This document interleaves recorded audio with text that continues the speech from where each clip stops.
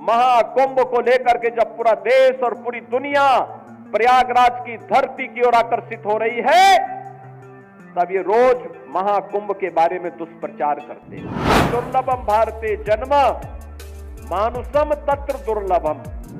महाकुंभ का एक ही संदेश या त्रिवेणी का एक ही संदेश, एकता से ही अखंड रहेगा ये देश। एकता के मार्ग में सबसे बड़ी चुनौती है जातिवाद, सबसे बड़ी चुनौती है परिवारवाद, और आज उसी परिवारवाद पर प्रहार करने के लिए मैं आपके पास आया हूं। उसी जातिवाद पर प्रहार करने के लिए मैं आपके पास आया हूं, आपसे अनुरोध करने के लिए, आपसे अपील करने के लिए। आपके विकास में बाधा है ये परिवारवाद और जातिवाद की राजनीति। आपके विकास में बाधा है ये बांटने की राजनीति। आपकी आस्था के साथ खिलवाड़ है परिवारवाद की राजनीति और जातिवाद की राजनीति। ये जातिवाद की राजनीति वे लोग कर रहे हैं, ये परिवारवाद की राजनीति वे लोग कर रहे हैं जिन्होंने केवल और केवल अपने परिवार की चिंता की, जनता जनार्दन की चिंता नहीं की। किसी दलित, किसी वंचित, किसी पिछड़ी जाति के व्यक्ति का, किसी का भी इन्होंने कभी उत्थान नहीं किया। याद करिए, अयोध्या जनपद का ही पुराना जनपद है अंबेडकर नगर जनपद। इसी से अंबेडकर नगर जनपद बना, और जब ये पुराना जनपद अयोध्या था तब इसी जनपद में पैदा हुए थे स्वर्गीय राम मनोहर लोहिया जी, डॉक्टर राम मनोहर लोहिया। लोहिया जी ने एक बात कही थी समाजवादियों के लिए। उन्होंने कहा था, संपत्ति और संतति के चक्कर में जो पड़े वह समाजवादी नहीं। आप मुझे बताओ, ये आज के समाजवादी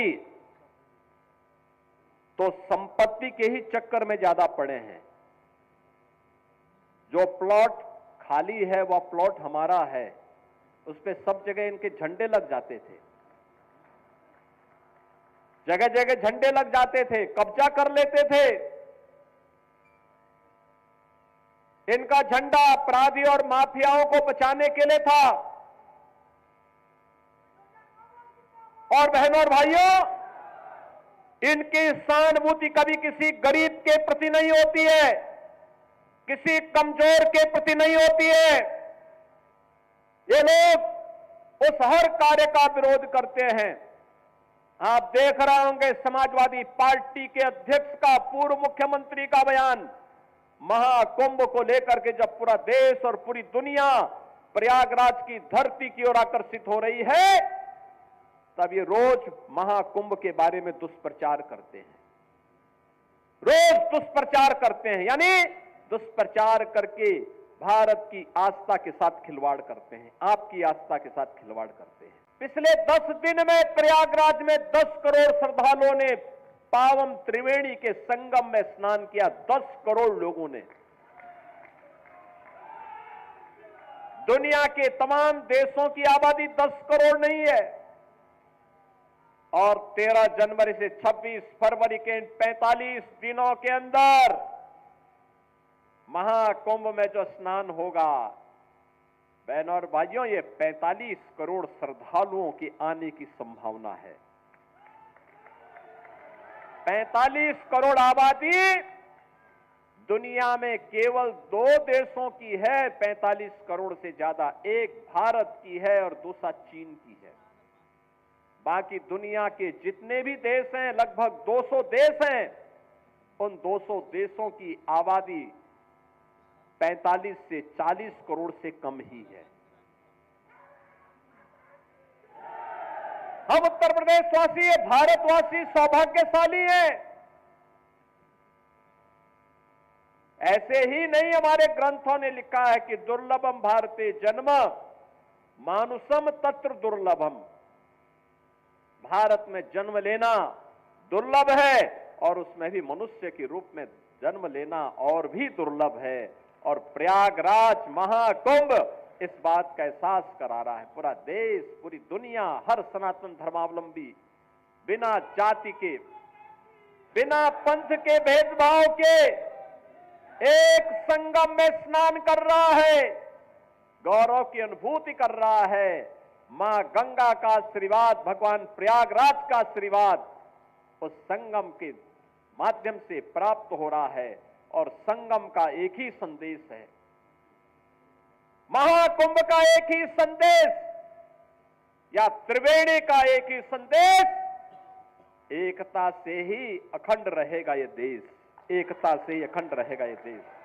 याद करिए 22 जनवरी 2024 को जब अयोध्या में आदरणीय प्रधानमंत्री श्री नरेंद्र मोदी जी के कर कमलों से 500 वर्षों का इंतजार समाप्त हुआ और प्रभु रामलला अयोध्या में विराजमान हुए, समाजवादी पार्टी ने तब भी विरोध किया था।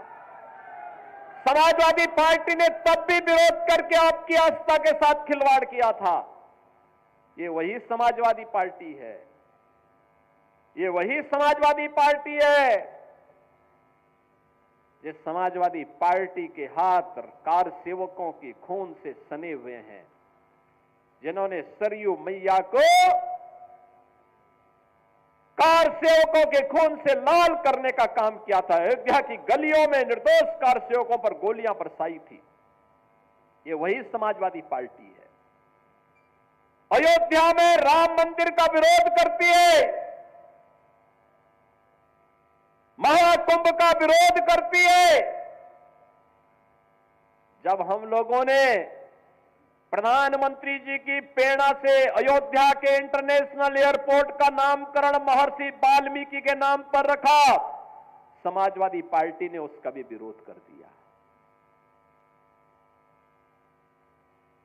जब आदरणीय प्रधानमंत्री जी के नेतृत्व में काशी में सदगुरु संत रविदास जी की जन्मभूमि क्षीर गोवर्धन का विकास होने लग गया, तो समाजवादी पार्टी ने उसका भी विरोध किया। जब महर्षि वाल्मीकि जी की पावन जन्मभूमि लालापुर उनकी साधना स्थली है, लालापुर के विकास के लिए हमारी सरकार ने पर्यटन विकास की योजना के माध्यम से कार्य करना प्रारंभ किया, समाजवादी पार्टी ने उसका भी विरोध किया। जब संत तुलसीदास जी, जिन्होंने रामलीलाओं के माध्यम से मध्यकाल में विदेशी हुकूमत की चूलों को हिलाने का काम किया था, जब राजापुर का विकास कराने के लिए हमारी सरकार आगे बढ़ी, तो समाजवादी पार्टी ने उसका भी विरोध किया। याद करिए, जब हमारी सरकार ने लखनऊ में बिजली पासी के किले को, उसके सुंदरीकरण की कार्य योजना को आगे बढ़ाने का काम किया, समाजवादी पार्टी उसका भी विरोध किया। समाजवादी पार्टी जब हमारी सरकार ने महाराज सोहेल देव के विजय स्मारक को बहराइच के अंदर भव्य रूप देने का काम किया, समाजवादी पार्टी उसका भी विरोध की। जब हमारी सरकार ने 3 बटालियन, महिला बटालियन, पीएसी की 3 महिला बटालियन वीरांगना उदा देवी के नाम पर, वीरांगना झलकारी बाई के नाम पर, वीरांगना अवंती बाई के नाम पर, इन 3 वीरांगनाओं के नाम पर 3 महिला पीएसी की बटालियन के गठन की कार्रवाई को आगे बढ़ाया, समाजवादी पार्टी ने उसका भी विरोध किया। बहनों और भाइयों, इस समाजवादी पार्टी बाबा साहब के नाम पर बने हुए कन्नौज के मेडिकल कॉलेज का नामकरण बदलती है।